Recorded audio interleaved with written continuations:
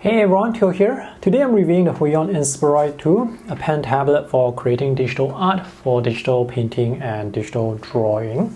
First of all, a disclaimer, this is a review unit provided by Huion. And Huion sent me all the three sizes, small, medium and large.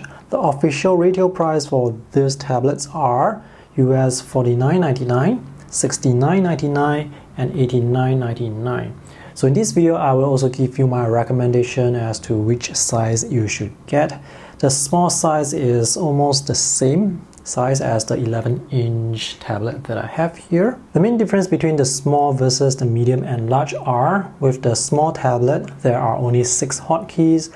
With the medium and large, there are 8 hotkeys with 3 group keys that give you a combination of up to 24 shortcuts. Let me give you the bottom line up front. This is a well-designed tablet with fantastic drawing performance, and the pricing is quite reasonable. One of the main selling points is the ability to create so many shortcuts with the hotkeys and group keys. The only glitches or issues I experienced were with Affinity Photo and Clip Studio Paint with Windows Ink, and I will talk more about that later. These are the items included in the box. This is not a wireless tablet, so it needs a cable connection to your computer. And this is the USB-C to USB-A cable. This is the manual, a USB-C to USB-A adapter, the pen stand, and the pen. So all these items are color matched, as you can see. This is the small Inspiroy 2, which is available in this so-called Sakura pink color or black. The cover for this is almost transparent, and you can see the 10 replacement nibs inside. And at the bottom is the pen nib remover. The cover for the pine green and the black pen stands are not as transparent. Let's look at the design. So this design looks alright, it looks functional, it's not flashy. The black tablet is a two-tone design with black and silver or black and mid-gray. So this pine green is just pine green and the pink is just pink. The corners are rounded off, all the edges are beveled. This is quite thin. On the back there is this texture. There are 4 rubber feet and 2 plastic feet. With the medium and large tablets, there are 8 hotkeys and 3 group keys. The group keys are backlit, and the icons you see here corresponds to the pre-programmed shortcuts. So this is for the media shortcuts, and this is for the settings shortcuts, and this is for the painting shortcuts. So how do the group keys work? Well, you can customize 8 hotkeys and a scroll wheel as a set into one button, and you can customize another group of shortcuts into the second button and the third group of shortcuts into the third button, and you can switch between the different groups of shortcuts by pressing these 3 buttons. So in theory, you can actually get up to 24 hotkeys and 3 shortcuts for the scroll wheel. So if you're someone who likes hotkeys and shortcuts, this tablet has many. This scroll wheel is rubberized, so unlike those tablets with the dial or the wheel where you can press down to switch between the different functions, you cannot press this. So to switch the functionality, you will have to press one of these 3 buttons. This pen tablet has a nice matte textured surface for drawing, so this provides some friction for the pen nib. This is the Huion PW110 pen that uses the Huion Pen Tech 3. This pen supports tilt sensitivity and slightly over 8,000 levels of pressure sensitivity. This pen is not powered by battery, so no charging is required. This silicone grip extends all the way to the back, and this is quite comfortable to hold. And for some reason, it does not attract as much dust compared to other grips from other pens that I have tested before. So there are 2 side buttons which are customizable, and the pen nib is quite firm and it doesn't move much when it's in contact with the drawing surface. This pen has good build quality, is lightweight and has fantastic drawing performance, which you shall see later. This is how the 3 pens look. Even the pen nibs are color matched. One thing I noticed about the pen is there is weight inside the pen to rotate the pen so that the buttons always face up, so that's nice attention to detail. These are the three sizes available. The small is 6.3 by 3.9 inches, the medium is 8.7 by 5.4 inches, and the large is 10.5 by 6.56 inches. The small is available in either sakura pink or black color. The medium is available in either pine green, which is this color, or black, and the large is only available in black. My usual recommendations with pen tablets is to get something that's at least 10 by 6 inches because this is a size that pairs well with laptops and monitors up to 27 inches. But larger tablets, of course, are more expensive. So if you want to save some money, if you want to save $20, you can consider the medium size. I have paired this with my 16-inch laptop and it pairs well. If you really have very limited budget, then consider the small tablet, but do note that this tablet only has 6 hotkeys and there are no group keys. If the size difference between the tablet and your display is too big, there can be visual disconnect because when you have a small swipe here, it will translate to a much longer line on your display. It doesn't feel as natural. So if you can get a larger pen tablet, when you draw a longer line, it will translate to a longer line on the display. It just feels more natural. And also a larger pen tablet is more comfortable to work with and gives you finer control. Let's see what you can do with the driver. This is the Windows driver from 14th of January 2023. The Mac OS driver has similar functionality except there is no Windows Ink, and you will have to toggle Windows Ink on or off for troubleshooting if pressure is not working as expected. So this is where you can customize the 2 side buttons for the pen, and these are the different shortcuts you can choose. You can set a keyboard shortcut or you can use different mouse clicks. For me, I use a dual display setup, so I have one of the buttons set to switch screen. So this will allow me to move the cursor from one display to the other and back with the shortcut button. There is also game mode and mouse mode. Mouse mode basically makes the pen behave like a mouse. So this is where you can adjust the pressure sensitivity curve, and you can tweak this curve by moving the 3 control points around. This is nice because this gives you finer control over the curve, or you can choose between the 5 pre-programmed curves. I'll choose this and I will drag this to the left side. Let's move over to pen tablet, and this is where you can customize the hotkeys. So there are 8 hotkeys and this scroll wheel, and to customize the hotkeys, first you have to press one of these 3 group keys first. You can't just press the keys with the cursor, you have to press the physical button. So now you can customize the hotkeys for the first group, and when you press the second group, you can customize the hotkeys for the second group, and when you press this 3rd button here, you can customize the hotkeys for the 3rd group. So in theory, you can customize up to 24 shortcuts. Let's click here and see what can you actually customize. So you can set specific keyboard shortcuts, you can have mouse clicks, you can have this switch functionality to switch screen, switch brush, switch between brush and eraser, have mouse mode on or off, have game mode on or off, you can run programs.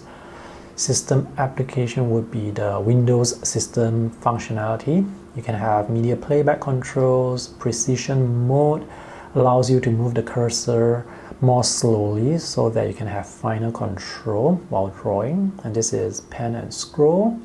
Quick menu allows you to customize more shortcuts within the quick menu, in this case 6 additional shortcuts for quick menu. Oh, what's the last one? The last one is fixed pressure sensitivity, which is no pressure sensitivity. So I have already set all these shortcuts here. Now, in addition to the groups of shortcuts, to the 3 groups of shortcuts or hotkeys you can set, you can also create customized shortcuts for specific apps you use. For example, you can add the apps you use here, and you can customize the 3 groups of shortcuts for each app. So if each app has 24 hotkeys, it's going to be quite difficult for you to remember all the hotkeys because there are just too many hotkeys. But it's great to have this additional feature here. For working area, this will allow you to map the active area of the pen tablet to your display. Now the aspect ratio for this active area is 16:10. So if you are using a 16:10 display, then you don't have to do anything. But if you are using an ultra wide or 16:9 aspect display, you may want to adjust the size for the pen tablet so that when you draw a circle on the pen tablet, it appears like a circle on the display and not a stretched circle or an oval. If you are left-handed, you can change the orientation of the tablet here by changing the angle to 180 degrees. And now let me show you the issues I have with Windows Ink. I have tested 5 apps: Adobe Photoshop, Affinity Photo, Krita, Medibank Paint Pro, and Clip Studio. Out of these 5 apps, Affinity Photo and Clip Studio Paint require Windows Ink. So if I turn off Windows Ink, if I disenable Windows Ink, Pressure will not work. So to get Pressure to work, I have to enable Windows Ink. So now Pressure works. Photoshop, Krita, and Medibank Paint Pro can work with or without Windows Ink. With Windows Ink enabled, I am not able to select text with the cursor, and sometimes when I move the scroll bar here by the side, the direction is reversed. So right now it's working fine, but sometimes when I drag the scroll bar down, the scroll bar actually moves up. And when I click on the apps at the taskbar, sometimes nothing happens. So right now I'm clicking on Photoshop, nothing happens.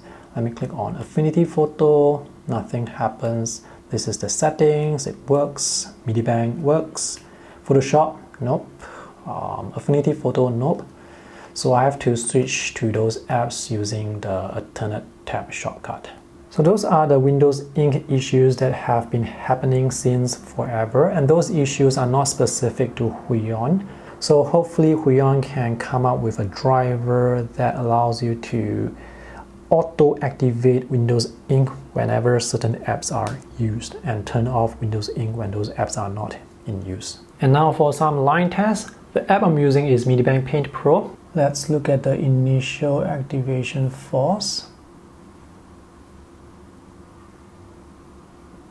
Initial activation force is low, which means you can draw thin lines very easily. This is how thick the line really is.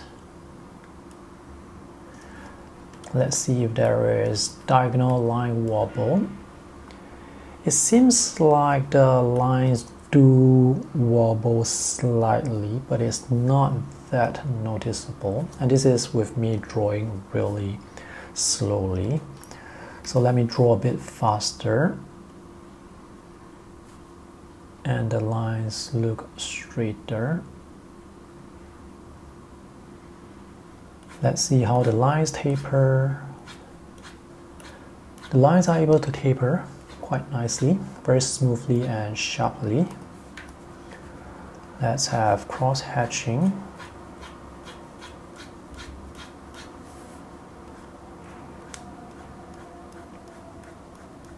Yep, no issues here.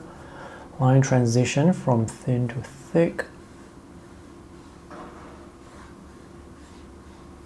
This is good because for pens that are not sensitive, the transition from thick back to thin is not that obvious. So here you can see we have thin to very thick to thin again. So this is good.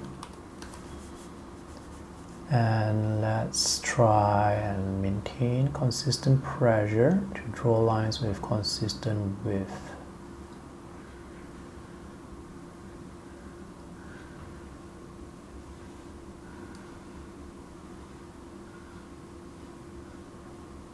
Okay, so this is good.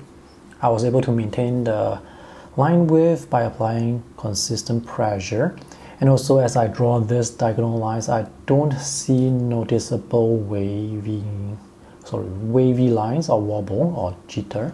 Let's do a quick sketch.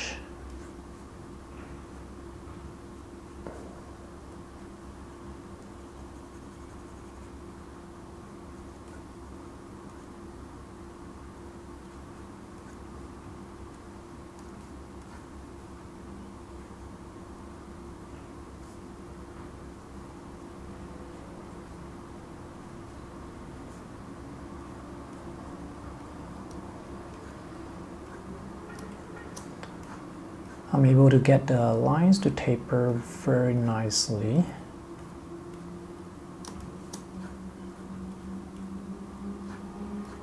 Tilt sensitivity works fine. Cursor is able to follow the direction of the pen. So this is vertical, 45 degrees, horizontal, and vertical again. So I can create broad strokes like this, thin strokes like this, vertical broad strokes, vertical thin strokes, and I can draw like this. Let's talk about drawing experience. The app I'm using is Medibank Paint Pro.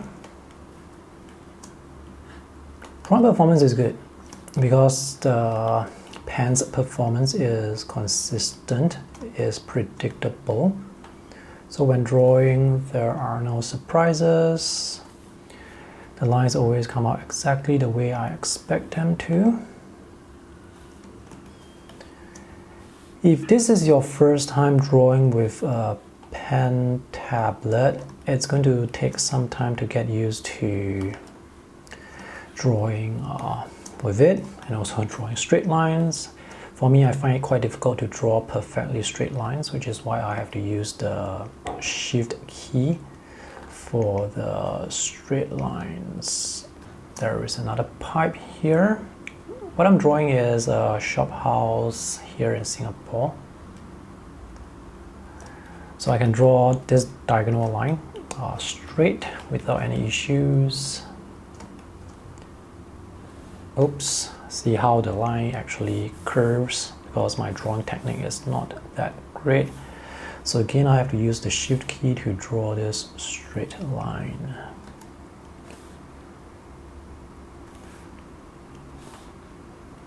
Okay, looks fine. Let's go back to the thicker brush. I'm actually using keyboard shortcuts on my actual keyboard because I prefer to use an actual keyboard for my shortcuts. It's easier for me to remember all the shortcuts.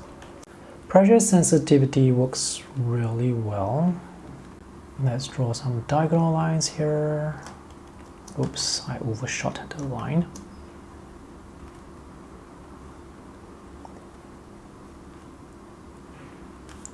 Let me make this line thinner. This is how thick the line really is. Yep, no issues with drawing diagonal lines. The texture on the pen tablet is very nice to work with. It's not exactly paper-like, but it's close. So the overall drawing experience is pretty good. And this is the drawing performance and the line quality you can expect with other drawing apps as well. I am not used to drawing on pen tablets because I've been using display tablets and iPads for the longest time. So switching back to drawing on a pen tablet feels awkward to me. But the advantage of pen tablets is they are way more affordable. And now let's color this sketch. Let's write the name of the shop here. The writing performance is actually pretty good. This pen tablet is actually quite straightforward to review because I didn't experience any glitches other than the issues with Windows Ink. This is me using the scroller to zoom in and out, and this works fine. All the buttons, all the hotkeys work fine. Let's add some plants here on the pillar. And now let's add the shadows. Let me invert the selection. Let's have a mid gray and a big brush. Okay, this needs to be a multiply. Let's have some overhanging cables and some antennas. This sketch is almost done. The last thing to draw would be the tables and chairs, and I don't like to draw tables and chairs. So this is the completed sketch. Let's take a closer look.